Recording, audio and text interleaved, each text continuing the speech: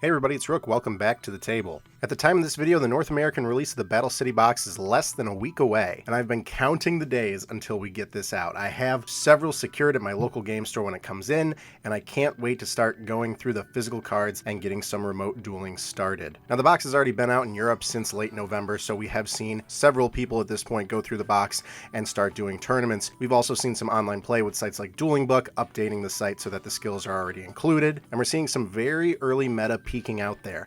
I'm personally most excited about doing remote duels and building decks together physically and profiling decks physically. So I've been ghosting remote stuff recently because I'm just totally done with the Moth meta and I'm ready to move forward. And based on the card list we have in front of us, some of the decks seem like they're going to be pretty viable and really fun to play. So while we might be seeing some early meta shifting over on the European side and those that wanted to play it online on Dueling Book, not physically yet over here in North America, I did go through all the cards and curate a list of cards that I believe to be cards that can be used or attacked in pretty much any deck you try and play in this box, whether it's monster, spell, or trap. I selected just around 30 that I believe are good staples, something that you can consider or potentially tech side deck in a deck to make it more viable or helpful in certain situations depending on what you're playing against. With a lot of these cards I could go on and on, but with about 30 cards I don't want to make this too long of a video, so I'm going to quickly go through the staples that I've pulled out of the box based on my research of the cards and going through the box. I'm just going to share with you some cards that I think you should keep an eye out for when you finally get this box in your hands if you don't have it already. Put it in a special spot in the box, good cards that maybe you can tech into your decks. All right, let's go right down the list. My first card is Breaker, the Magical Warrior.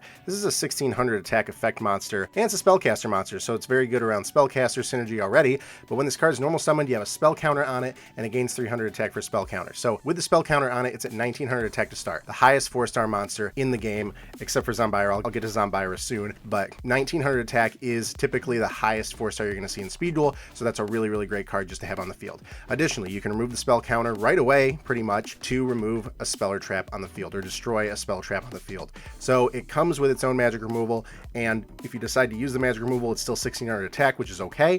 If you don't use the magic removal, you're at 1900 attack, which is really great.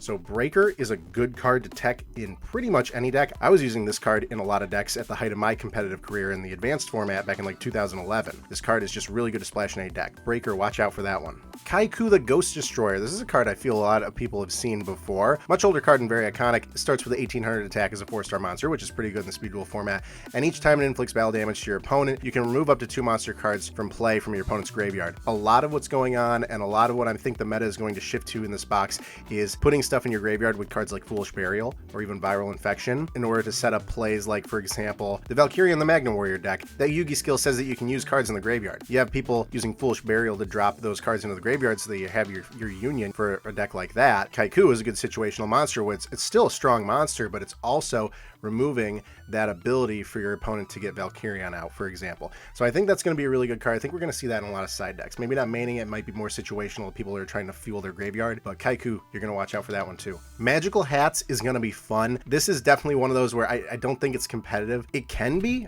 but it's a very luck-based card, which just brings a lot of fun to the game. And it's also very iconic from the anime. During your opponent's battle phase, say you have one monster out. Actually, in the Speed Duel format, it has to be one monster because you choose 2 spell trap cards from your deck and you special summon them all, put them all in set position. So you're going to have 3 cards in the set. You can only have one monster in this case because Speed Duel's only 3 slots. Even if your monster was in face-up attack mode, you set all of them and shuffle. Then your opponent carries on with their battle phase. So if they hit the spells, traps, obviously nothing happens and your monster isn't destroyed and you have the potential to save your monster. You could still totally get screwed on this.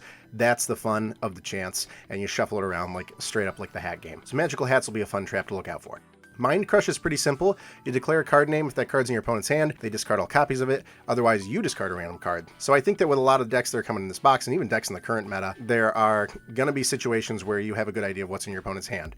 Whether they are holding pieces of the Dragon Cannon, pieces of Valkyrion, even thinking about the current meta with Moths. This is going to be able to slow your opponent down and almost pretty much eliminate their win condition depending on what deck they're playing, so that might be a good card to run. Unbreakable Spirit, another trap card. If you control only one face-up monster, you're essentially gaining the attack of your opponent's lowest monster. I think this is an okay trap, something you could splash anywhere, but I think it's really going to be favored because the requirement is that you have only one face-up monster.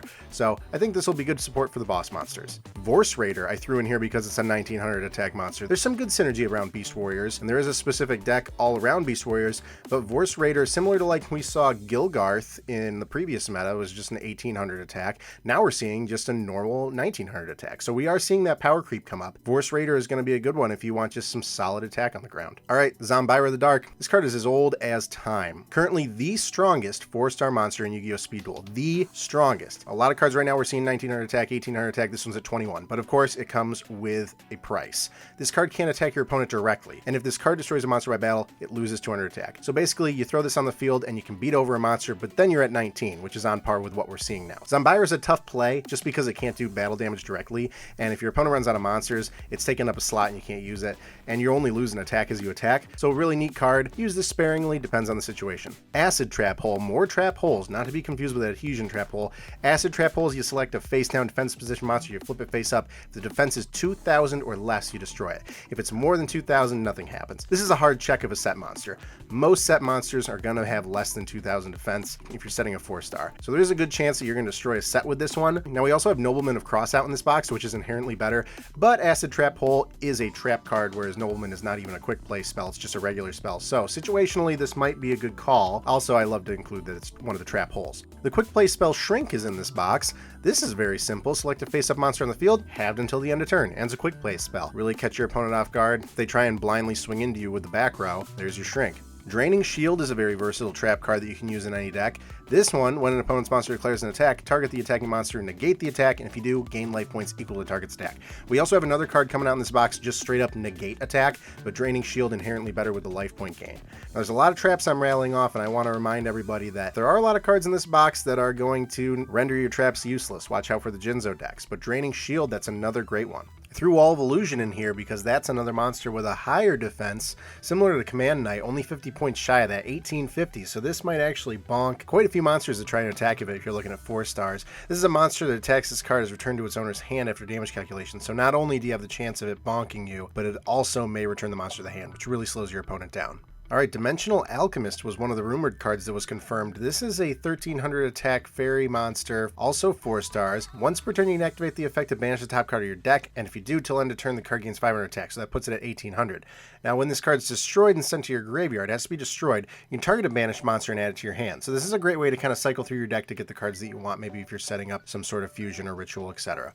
And I included another fairy here in this list. I did include Air Knight Parshath. Now the 5-star cost is unfortunate. You do have to tribute for this, but 1900 attack, it's going toe-to-toe with most 4 stars it'll beat over. This has piercing damage, and if it does battle damage to your opponent, you draw a card. So I put that in this list because the card draw is really valuable, and so is the piercing damage depending on the situation, but you may not have a chance to tribute for it. Alright, we got Nobleman of Crossout. This is a card that I also used when I played regular competitive Yu-Gi-Oh! It was in my side deck for sure. You target a face-down monster on the field, you destroy that target, and if you do, banish it. If it was a flip monster, each player has to get those out of their deck. They banish all cards with the monster's name from their main deck. This card's going to be good for something like Man-Eater Bug, just throwing something out there. Or Old Vindictive Magician, you know, those flip effects that had the nasty or destroying something of yours. That's pretty much what this is aimed towards. There are some other nasty flip effects that are coming that Nobleman will be able to compete with. The only problem with Nobleman in some of this meta right now is that it won't work against something like Newdoria, because Newdoria, Yomi Ship, they're technically not flip effects.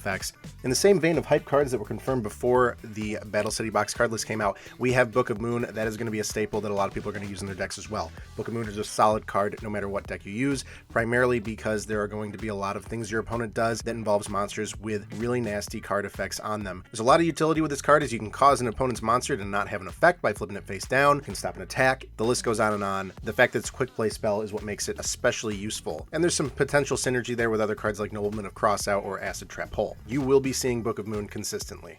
Alright guys, Foolish Burial is here, and we can have 3 of them. This is gonna be seen a lot. We are gonna see this in a lot of decks, especially those decks that have a skill about using materials in your graveyard, or zombies using Haunted Shrine. It's just a great way to get monsters in your graveyard to set up for a fusion to Valkyrian, for example. Depending on what type of deck you're running, you may not see a need for Foolish Burial, but I wanted to include in this list because it is something that you certainly will play against. You will see this card. Alright, we got a nifty little magic removal card in this one. We got the Cosmic Cyclone, which is a quick play spell. This is pay 1,000 life points, then banish a spell trap on the field that you're targeting. So this is essentially Mystical Space Typhoon, only you're banishing. Now you are paying 1,000 life points, which in Speed Duel is huge, so interesting to see if this is used a lot. I know it's used in Advanced Yu-Gi-Oh! This is essentially a better Dust Tornado, but you are paying 1,000 life points. It's hard to tell how often this is going to be used as opposed to something like Dust Tornado or even Twister, but I could see this being used in a lot of OTK decks where they're trying to get the setup. Waboku is another icon iconic card I'm sure we've all seen before. This one is a trap. You take no battle damage from your opponent's monsters this turn. Monsters can't be destroyed by battle this turn.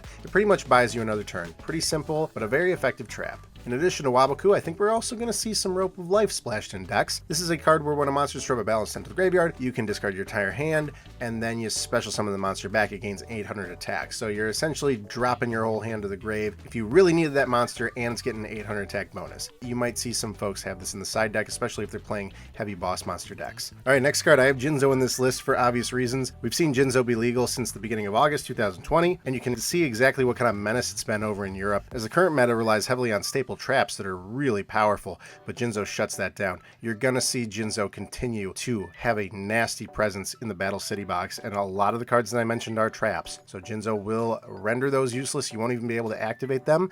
Jinzo's a great card to splash in any deck. It's a dark machine. There are skills that synergize specifically with Jinzo that I covered in my skill video, but it's really something that you can just splash one in. If you're not very trap heavy, it could be a secondary win condition, depending on what you're doing with your deck. Exiled Force made its way into the Battle City box as well.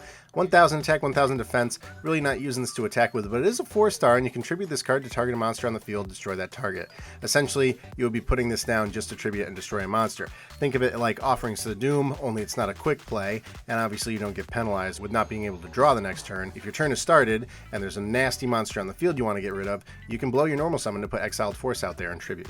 Alright, we have the spell card Creature Swap here in the box also. This one, another old classic. Each player chooses a monster they control, switches control of those monsters with each other. That's essentially it. Now, your opponent is able to choose their monster, but if they only have one large boss monster on the field, Creature Swap's the kind of card that can really turn the game in your favor. Next cards I want to cover that I think will be seen more often than not here is the Banisher of the Light and Banisher of the Radiance cards. Banisher of the Light is a 2000 defense 3-star, something that you can set, but you do want this face up because the effect is any card sent to the graveyard is banished instead. This would render something like Foolish Burial useless. I'm thinking it's going to be kind of an anti-meta card. Banisher of the Radiance is very similar. Exact same effect, any card sent to the graveyard is banished instead. However, Banisher of the Radiance is 1600 attack, 0 defense. So Banisher of the Light has more defense, Banisher of the Radiance has more attack. So because you want the card up and active with its effect to negate any fueling that's going on in your opponent's graveyard, Banisher of the Radiance might be a better call here. Definitely putting one of those in my side deck. Just a few more cards on the list. I have Pitch Black Werewolf here. This is a 1600 attack Beast Warrior, another 4-star, and the effect is your opponent cannot activate trap cards during the battle phase. So it's like a mini Jinzo, only Jinzo just renders all traps useless at all times. This one is just in the battle phase. So there are a lot of traps that I covered in this list that activate and play really well in the battle phase. Something like, just for example, Magical Hats. That's a great one. That something like Pitch Black Werewolf would completely shut down. It's a 4-star. You can get it out there right away. You don't have to think about tributing it like you do Jinzo. And it may provide some defense against traps if you have another monster that you're really trying to make plays with.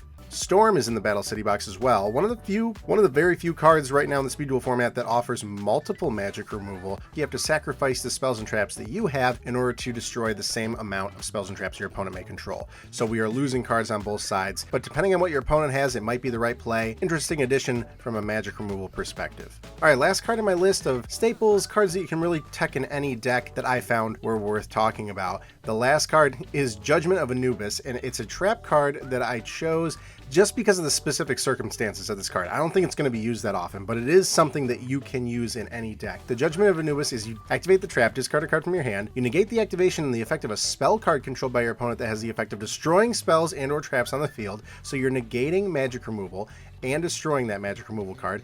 After that, you can destroy a face-up monster on your opponent's side of the field and inflict damage equally attack the destroy monster. So if your opponent is completely running you over with a boss monster and they activate something like Storm, for example, the card that I just mentioned, you can actually negate Storm with Judgment of Anubis, and you get serious damage to your opponent in destroying their face-up monster. It's very situational. I don't think it's going to be run, but this is a big anime play if you can pull this off. Alright guys, and that's my curated list of staples that I found worth talking about that I think may make a pretty good splash as techable cards, side cards in the decks to come in the Battle City box. There are a few cards that I want to mention as well that aren't necessarily staples you can use in any deck, but they're very efficient cards that you're going to see in a lot of similar type decks. First one, we got to talk about Reinforcement of the Army.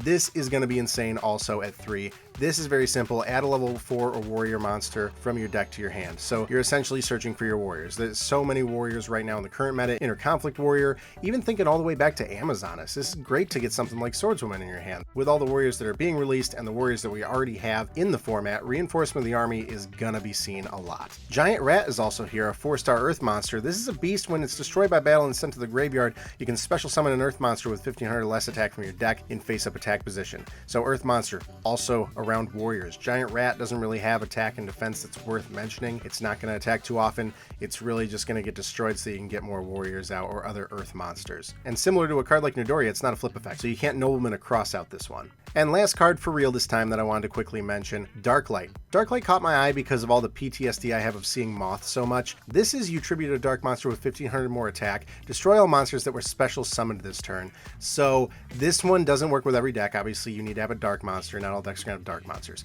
But the destroy all monsters that were special summoned this turn, I'm thinking about the double Moth play. Interesting to see if Moth sticks around at all, but Darklight is an easy counter to why I wanted to include it. Alright guys, that's it for real. That was somewhere between 30 and 35 cards out of the 200. Just to give you guys an idea of a timeline that I kind of have here, doing some preliminary match stuff, definitely opening a box, and I think that I'm going to lean heavy into doing some remote dueling and trying to get some play testing going on, and then once I start feeling confident about my decks, I'm going to start doing some deck profiles. So stay tuned for that. If you guys enjoyed this video, please feel free to hit the like button, and of course subscribe for more, as there's going to be much more Battle City Box and Speed Duel content to come. Thank you so much guys. Catch you later.